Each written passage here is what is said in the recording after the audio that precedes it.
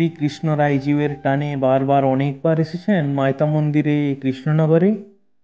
অনতিদূরে ভট্টগ্রামে শ্রীকৃষ্ণ রায়জিউ আরও এক পিতলের অনিন্দ সুন্দর মূর্তি হয়ে ততোধিক সুন্দর টেরাকোটার মন্দিরে পুজো পাচ্ছেন।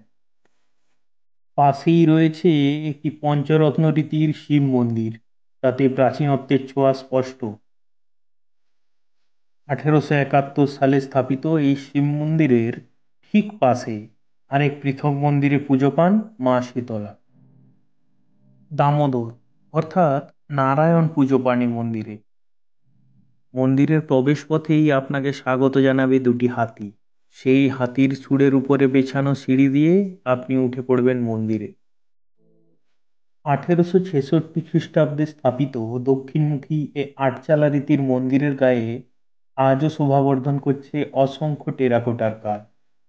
দশাবতার, কৃষ্ণের লীলা বর্ণন, বিভিন্ন পুরাণ কথা, নানা দেবদেবীর মূর্তি, এছাড়াও রয়েছে কিছু সমকালীন ও অতীতকালীন জীবনযাপনের বর্ণনা।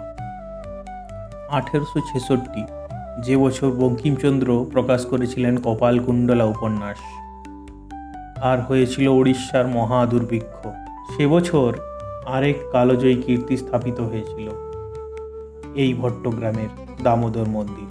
159 বছর হয়ে গেছে, কিন্তু আজও এই মন্দিরের গৌরব অক্ষুণ্ণ রয়েছে। গ্রামের লোকজন যতদূর সম্ভব চেষ্টা করে মন্দিরটি বাঁচিয়ে রাখার চেষ্টা করেছেন। এরই মধ্যে টেরাকোটার মূর্তিগুলি খারাপ হতে ও ভাঙতে আরম্ভ করেছে। জানি না কালের গ্রাসে কতদিন আর থাকবে এই মন্দির।